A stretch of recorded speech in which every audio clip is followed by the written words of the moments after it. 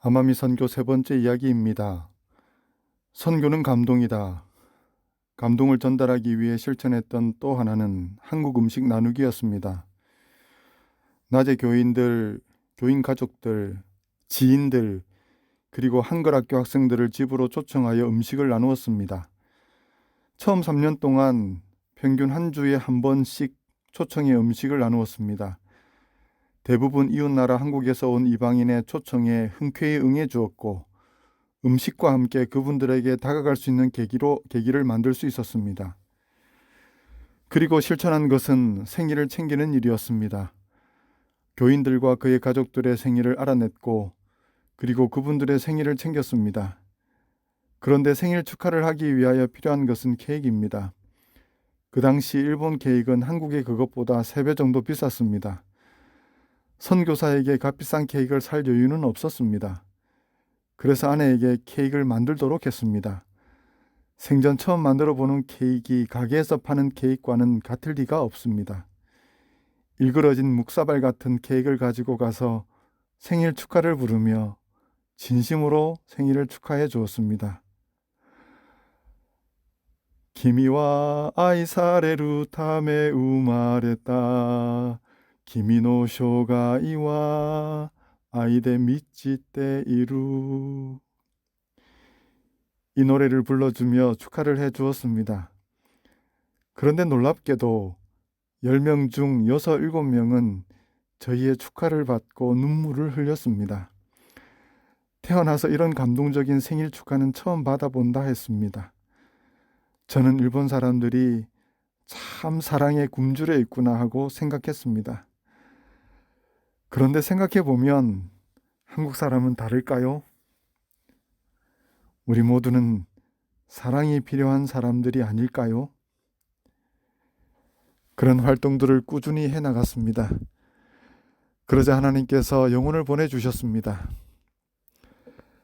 카즈아키상, 40대 후반의 남성으로 아마미가스 회사의 부사장입니다. 그의 아내는 카즈요상으로 신실한 재림신자입니다. 남편인 카즈아키상은 신앙을 조롱하고 거부하는 분이었습니다. 그런 카즈아키상을 처음 만난 것은 부임 인사를 위하여 그 댁을 방문했을 때였습니다. 한국에서 선교사가 오니 인사나 하라고 싫다는 남편을 붙들어 놓은 집사님 덕분에 카즈아키상을 처음 만날 수 있었습니다. 그분을 만난 첫인상은 저를 정면으로 쳐다보지 않고 45도 틀어 앉은 자세에 싫은 표정이 역력한 모습이었습니다. 그 댁에서 얼마 있지 못하고 나왔습니다. 마치 쫓겨나듯 그 집을 나왔습니다. 분한 마음이 들었습니다. 무시받는 듯해서 화가 났습니다. 그래서 이제 이 집은 다시는 오지 않겠다 하고 생각했을까요? 그러면 선교는 끝이지요. 저는 기도했습니다. 주님이 영혼을 주님께 드릴 수 있게 해 주십시오라고요. 저는 그 후에 그분에 대해 뒷조사를 했습니다. 그분이 좋아하는 음식, 그분의 건강 상태 등등. 그 조사를 통하여 알아낸 사실은 그분에게 일본어로 기꾸리고시라고 해서 허리에 갑자기 담이 찾아오는 증상이 있다는 것입니다. 저는 그 뒤로 교인들에게 소문을 냈습니다. 제가 마사지를 잘한다는 소문을 냈습니다. 사실 저는 마사지를 잘 못합니다. 선교사 훈련 기간 3일 동안 조금 배운 것이 전부입니다. 얼마 후 그해 12월 24일 크리스마스 이브 날이었습니다. 오후 6시경에 전화 한 통이 걸려왔습니다. 카즈아키상의 아내의 전화였습니다. 목사님, 제 남편이 기꾸리고시로 지금 꼼짝 못하고 누워있어요. 좀 도와주세요. 저는 기회가 왔구나 하고 생각하고 치료를 위해 도구들을 챙겨 그 댁으로 갔습니다. 가보니 역시 그분은 꼼짝 못하고 자리에 누워 있었습니다.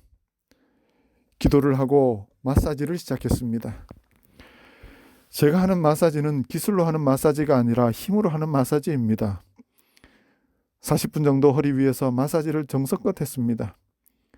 그리고 난 후 숟가루팩을 만들어 허리에 붙여주었습니다.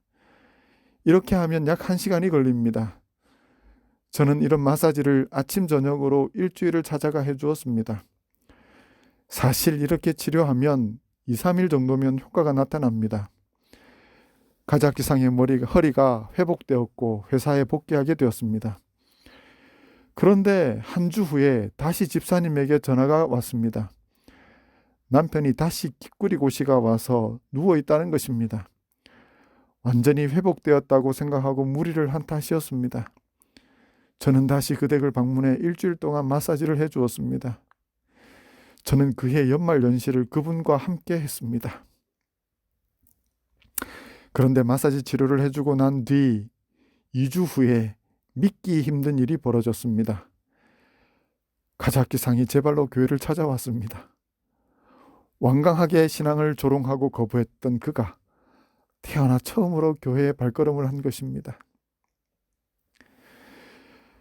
그 후 그 발걸음은 이어졌고 약 2년이 지난 한 안식일 가자키상이 저에게 와서 말하기를 목사님 저에게 침례를 베풀어 주세요 했습니다. 3개월 정도 침례 공부를 했습니다. 그리고 2008년 9월 3일 가자키상의 침례식은 저의 목회 인생의 가장 감동적인 침례식이었습니다. 아마미는 사면이 바다로 둘려 있어 침례식은 늘 바다에서 이루어졌습니다. 오하마라고 하는 아름다운 해변에 모든 성도들이 모여 있고 저와 가자키상은 바다 한가운데로 들어갔습니다. 깊이가 허리춤까지 되는 곳까지 들어갔습니다. 그분은 덩치가 저와 비슷할 정도로 큰 분입니다. 저는 기도하고 선포한 후에 그분을 바닷속에 담그었습니다. 그리고 물속에서 나왔습니다. 물에 온몸이 잠기고 나온 가자키상이 저에게 이렇게 말했습니다. 목사님, 저의 죄가 다 씻겨진 것 맞죠? 하나님이 저를 구원하신 것 맞죠? 라고 물었습니다. 저는 나지막한 목소리로 네, 맞습니다. 라고 대답했습니다. 그러자 그분의 눈에서 닭똥 같은 눈물이 흘러내렸습니다. 그 모습을 보는 저의 눈에서도 눈물이 흘러내렸습니다. 그리고 둘이 같이 부둥켜 안고 함께 울어버렸습니다. 여러분 상상해 보시기 바랍니다. 넓은 바다 한가운데서 곰같이 덩치 큰 두 남자가 부둥켜 안고 엉엉 울고 있는 그 모습을요. 모두가 입을 모아 말했습니다. 기적이 일어났다고. 늘 교회를 조롱하고 무시하던 가자키상이 거듭나 하나님의 자녀가 된 것은 기적이라고 말했습니다. 성령 하나님의 역사라고 고백했습니다. 이 일로 인하여 낮의 교회 성도 모두는 하나님께 영광을 돌렸고 가자키상으로 인해 교회는 큰 힘을 얻게 되었습니다. 가자키상은 지금 낮의 교회를 떠받들고 있는 든든한 기둥이 되어 있습니다. 누가복음 13장 21절에 성경은 천국의 비유를 들며 이렇게 말합니다. 하나님의 나라를 무엇으로 비유할꼬? 마치 여자가 가루 서말 속에 갖다 넣어 전부 부풀게 한 누룩과 같다고 말씀합니다. 성경에서 누룩은 죄를 상징하지만 여기서 말은 예외입니다. 여기서 누룩은 예수님을 의미합니다.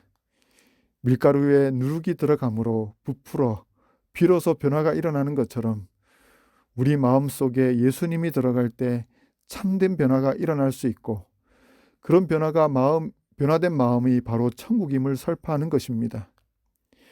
이 세상에 그 어떤 사람이라도 그 어떤 죄인이라도 예수님이 들어오시면 변화되지 않는 사람은 없습니다. 먼저 죄로 무디어진 내 마음에 예수님 임하셔서 변화시켜 주시기를, 그리고 내가 위하여 기도하고 복음을 받아들이기를 갈망하는 영혼이 예수님을 마음에 받아들임으로 참된 변화를 경험하는 기적이 영남 앞에 교회들마다 풍성하게 일어나기를 바라며 말씀을 마치겠습니다.